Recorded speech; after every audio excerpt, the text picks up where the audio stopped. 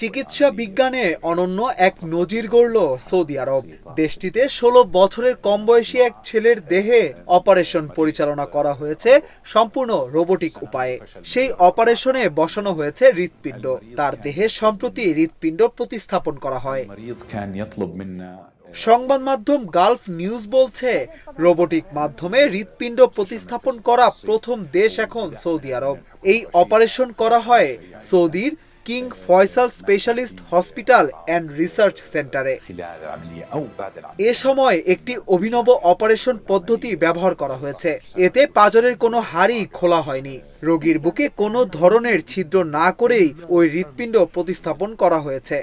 গত কয়েক সপ্তাহ ধরেই এই অস্ত্রোপচার নিয়ে সূক্ষ্ম পরিকল্পনা হয়েছে। এর মধ্য দিয়ে কার্ডিয়াক সার্জারিতে একটি নতুন নজির স্থাপন করল সৌদি আরব।